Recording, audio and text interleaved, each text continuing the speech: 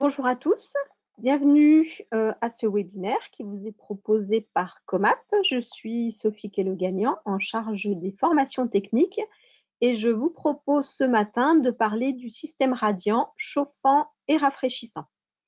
Ce webinaire va durer entre 20 et 25 minutes. Vous pouvez poser des questions à l'écrit et j'y répondrai par email après le webinaire. Alors, ce que je vous propose aujourd'hui, en termes de sommaire, c'est tout d'abord pourquoi un système radiant, quel est l'intérêt du système radiant. Ensuite, on regardera un peu plus le dimensionnement du système, donc sans trop rentrer dans les détails du calcul que j'ai à disposition si jamais ça vous intéresse. On verra les données d'entrée, les calculs, les données de sortie de manière plutôt simple et on abordera les différentes solutions techniques avant de terminer par une conclusion. Alors, pour commencer, pourquoi un système radiant? Alors, dans les faits, grâce au système radiant chauffant, ici on parle plutôt du chauffage, il est possible d'obtenir le confort à basse température. C'est tout l'intérêt du système, c'est qu'on va pouvoir fonctionner à basse température. Donc, ça veut dire qu'on peut économiser sur le coût du chauffage. Et c'est le meilleur moyen de chauffer en utilisant une source d'énergie qui fonctionne à basse température, par exemple aujourd'hui la pompe à chaleur. D'un point de vue du marché, je vous conseille d'en parler fortement puisque le système radiant, c'est assez important en termes d'installation, mais c'est aussi en augmentation. Et pour nous, notamment fabricants, ça permet de construire des partenariats et notamment des partenariats avec les installateurs. Je vais aborder ce point au fur et à mesure de la présentation. Alors, le système radiant, ça apporte du confort, mais c'est aussi esthétique. Si on revient un petit peu sur les bases et qu'on compare le système radiant avec le chauffage radiateur, l'avantage du système radiant, c'est qu'on va avoir une température homogène et qu'on n'aura pas de circulation d'air.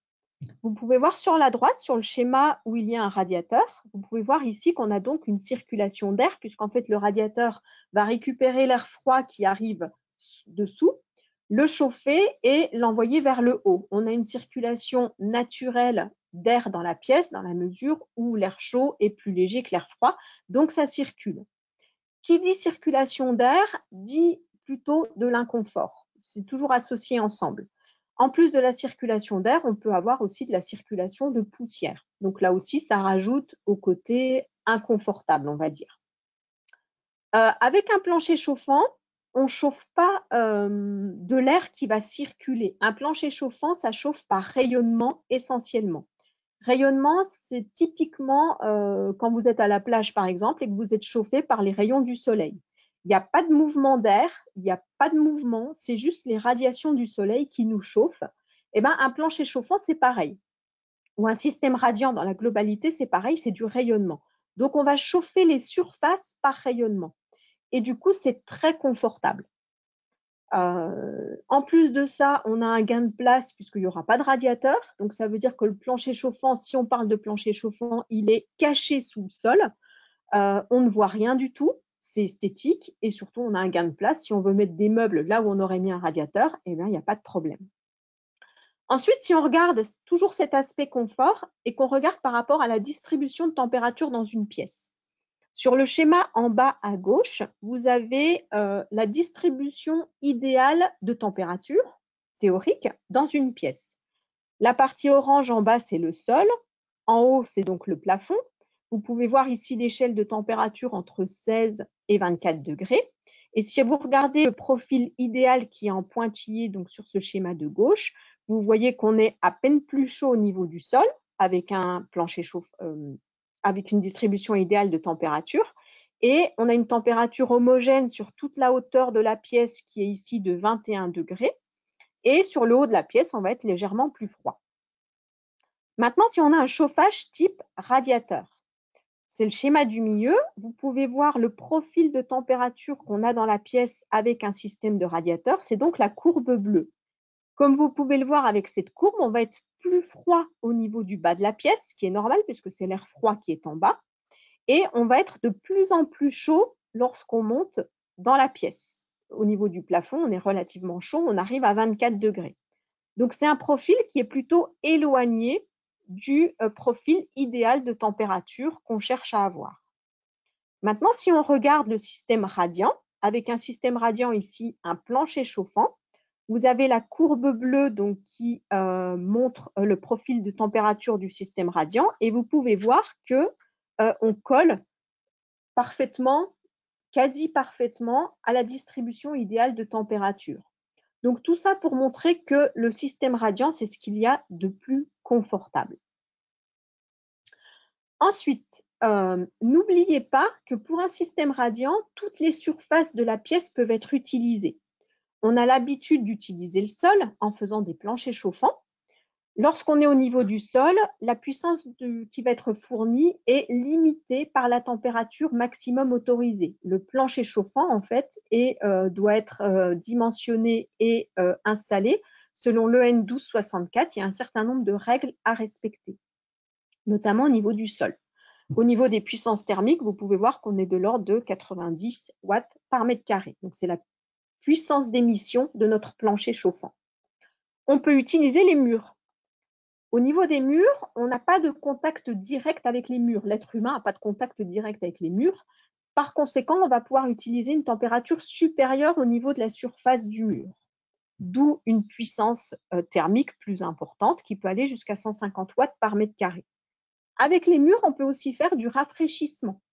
Le point de vigilance au niveau du rafraîchissement, c'est la condensation. Il ne faut pas condenser, autrement on risque de dégrader les murs, le sol. On aura des puissances thermiques qui seront des puissances d'émission qui seront plus faibles quand on fait du rafraîchissement de manière globale. Ensuite, il y a le plafond. Le plafond est plutôt utilisé pour le rafraîchissement. Là aussi, on est limité par les risques de condensation. Il faut faire attention. Et globalement, attention à ne pas confondre rafraîchissement et climatisation. Avec la climatisation, on peut descendre bas en température. Avec le rafraîchissement, on va descendre à peu près 3 degrés en dessous de la température extérieure. Donc, vous allez dire, ce n'est pas beaucoup. Effectivement, néanmoins, en plein été, 3 degrés en dessous de la température extérieure, ça se ressent et on a une impression de frais. Donc, c'est toujours ça de prix. Alors, les limites du système radiant, maintenant, au niveau des chiffres. Donc, au niveau du sol, on est limité par des aspects de santé et d'hygiène. Donc, comme je vous l'ai dit, c'est l'EN 1264 qui donne les règles. Au niveau du sol, la zone centrale, donc là où on marche en fait, la température du sol ne pourra pas être au-delà de 29 degrés. C'est la limite autorisée. 29 degrés, c'est sensiblement la température de la voûte plantaire. Donc, ça veut dire que quand on marche aujourd'hui sur un plancher chauffant, on ne ressent pas de sensation de chaleur. Et c'est très bien puisque c'était la problématique des anciens planchers chauffants avec les problèmes de phlébite, par exemple, le phénomène de jambes lourdes. Aujourd'hui, il n'y a plus ça. Donc, 29 degrés, on ne le ressent pas quand on marche sur le plancher. En zone périphérique, on considère qu'on ne marche pas contre les murs. Donc, on peut monter au-delà au niveau de la température du sol. Et là, c'est plutôt 35 degrés. Et dans une salle de bain, on considère qu'on peut monter aussi un peu plus haut en température et ça va être 33 degrés. Donc ça, c'est au niveau plutôt réglementaire. Ensuite, on va avoir d'autres limites qui sont fixées, celles-ci, par les habitudes et donc plutôt par les habitudes et par l'expérience. La température de l'eau, donc d'alimentation du plancher chauffant, sera plutôt de l'ordre de 40-45 degrés. Donc, comme je vous le disais, on fonctionne à basse température. C'est tout l'intérêt du système. Le maximum, il peut y avoir des pointes quand on n'a pas le choix en termes de dimensionnement. Ici, vous pouvez voir 55 degrés, mais c'est vraiment exceptionnel. Ensuite, vous avez la chute de température dans les boucles qui se situe entre 4 et 10 degrés. On ne va pas dépasser 10 degrés de chute de température dans les boucles. Et aujourd'hui, on est souvent vers 5-6 à peu près. Les pertes de charge, on est sur un système hydraulique, donc on aura des pertes de charge dans les boucles. Là, on ne veut pas dépasser 20 kPa. Donc, on va dimensionner de manière à contrôler cet aspect-là pour être en dessous de 20 kPa. Et du coup, ça implique derrière des longueurs maximum pour les boucles. Notamment, vous avez 120 mètres. On n'ira pas au-delà de 120 mètres quand on choisit un tube de 16 par 1,5, typiquement un tube de PER. Alors, le dimensionnement du système radiant, il consiste en quoi? Il nous faut des données d'entrée. Les données d'entrée, c'est les déperditions de la pièce, donc la chaleur qu'on perd dans la pièce à la température la plus basse qu'on puisse avoir à l'extérieur. Ça nous permet de déterminer la puissance à installer en watts. Bien entendu, c'est une puissance. Il nous faut aussi la surface utile de la pièce pour le chauffage au sol. La surface utile, par exemple, si on prend le cas d'une salle de bain, on ne mettra pas de tube sous la baignoire ou sous la douche. Donc la surface utile, ça va être la surface de la salle de bain à laquelle on a enlevé la surface qui est sous la baignoire. Ça va nous permettre de calculer la puissance d'émission. Donc, quelle est la puissance d'émission qu'il nous faut pour notre plancher chauffant pour atteindre le confort souhaité? Et le confort souhaité, là aussi, il faut des informations. C'est la température de la pièce souhaitée. Dans une chambre, ça sera peut-être 19 degrés. Dans une salle de bain, ça sera peut-être plutôt 22 degrés. Et élément important, la nature du revêtement de sol, puisque la puissance d'émission va dépendre notamment du revêtement de sol qui aura été choisi.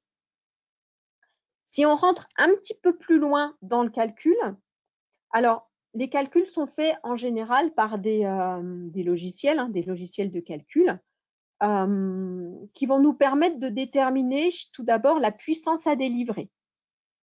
C'est l'élément important puisqu'il va nous permettre d'atteindre le confort.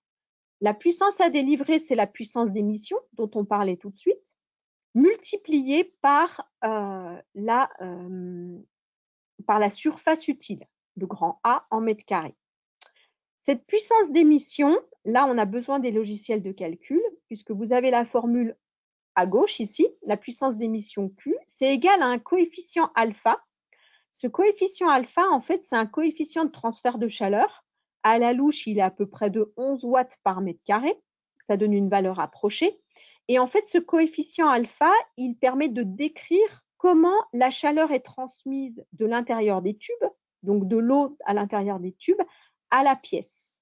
Donc, il décrit un petit peu tout ça. Donc, comment la chaleur passe par la paroi du tube, la partie de chape qui est au-dessus, le revêtement de sol jusqu'à la pièce.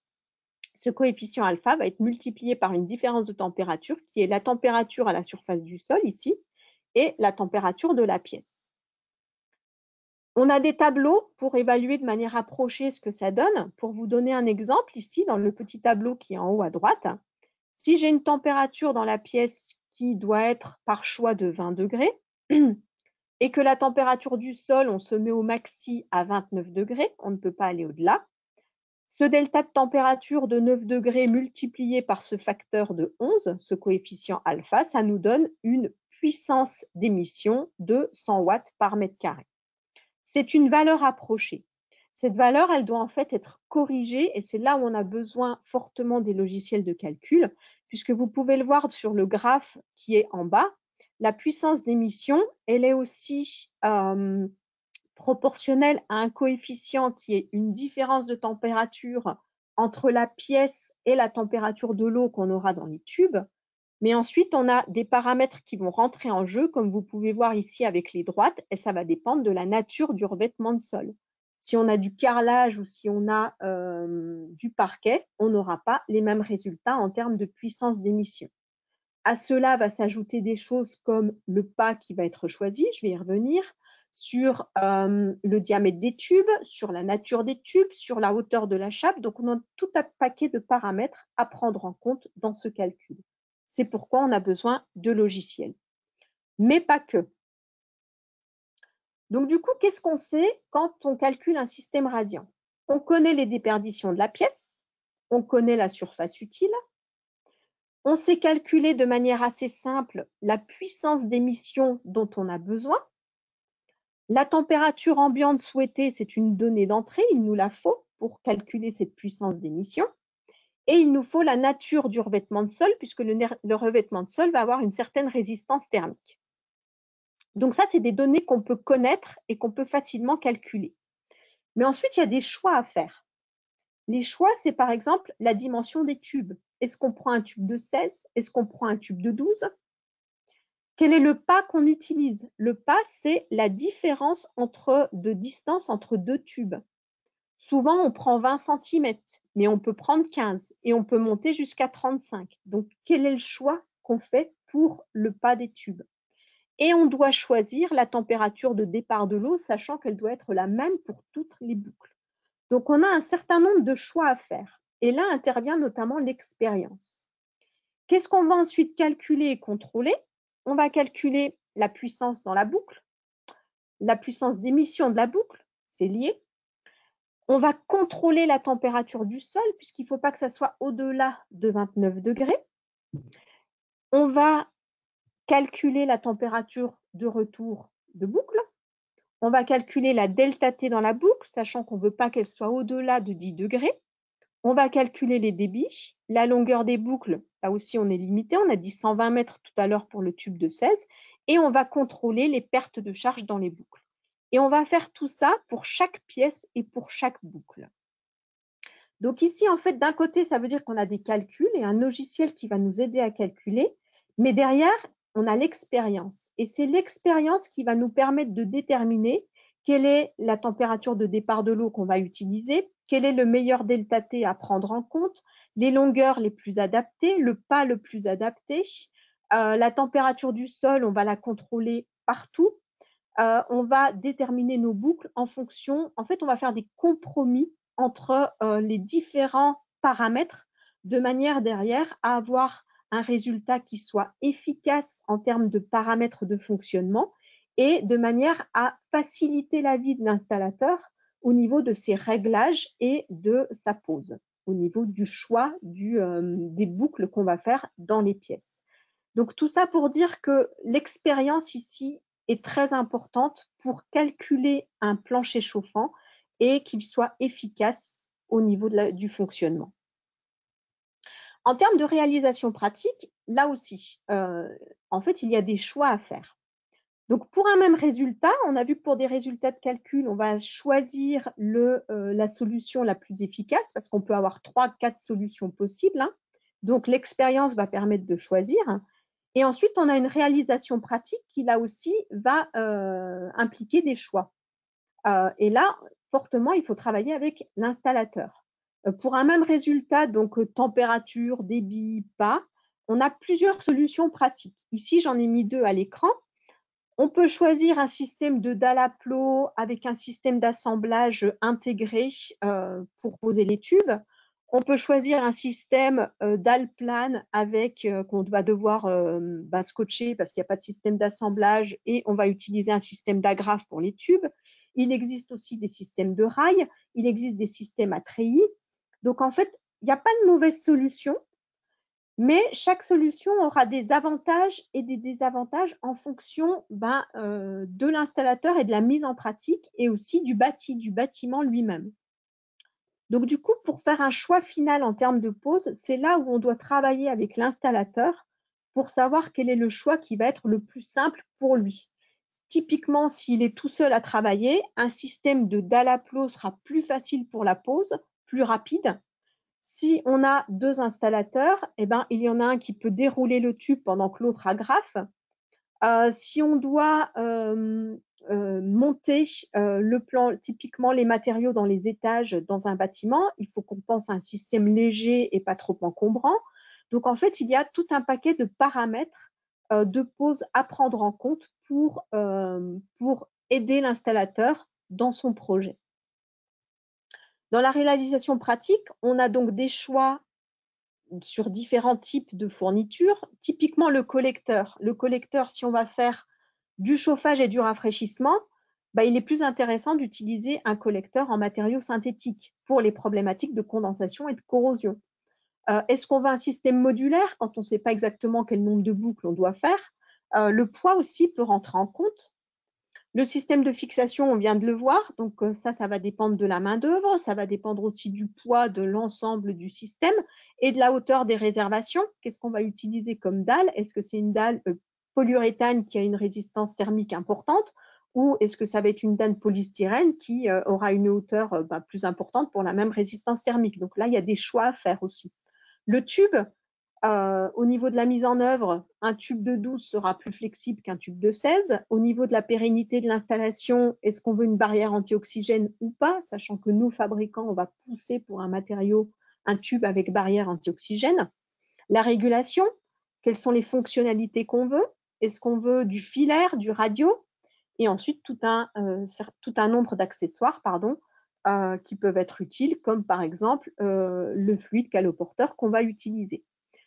Donc voilà, il y a un certain nombre de choix à faire, tant au niveau des calculs, tant au niveau des résultats du calcul pour l'efficacité du plancher chauffant, et des choix au niveau pratique derrière pour l'installation elle-même. Donc tout un projet, en fait, ça se voit dans sa globalité.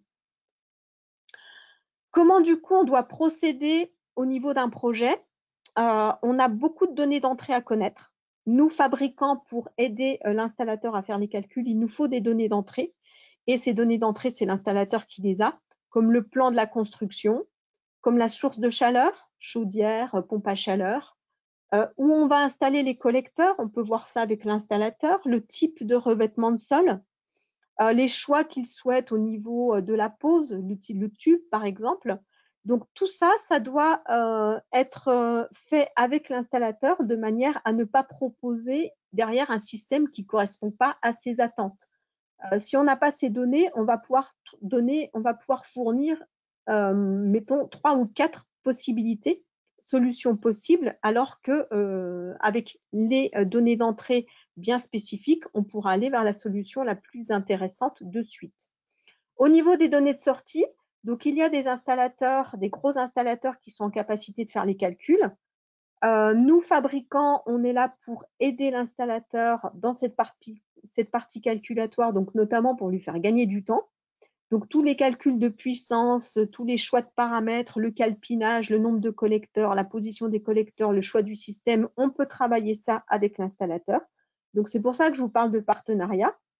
Bien entendu, derrière, on inclut le distributeur au niveau des fournitures.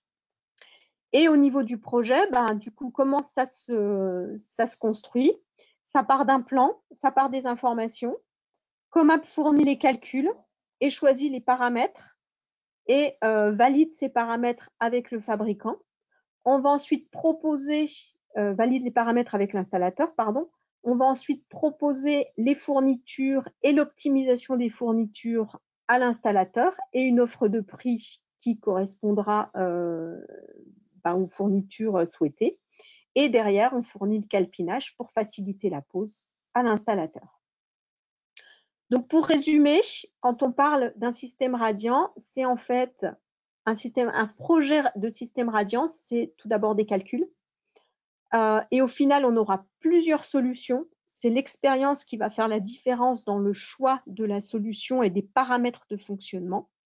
Mais comme il y a derrière aussi plusieurs solutions pratiques, il faut travailler en partenariat fabricant-installateur pour définir le meilleur choix possible. J'ai terminé avec ce webinaire. Je vous remercie d'y avoir participé.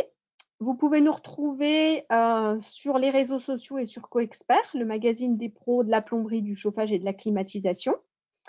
Moi, je vous dis à bientôt, mais cette fois-ci, c'est au mois de septembre pour un prochain webinaire. Donc, en attendant le mois de septembre, je vous souhaite un bel été et une belle journée. Merci, à bientôt.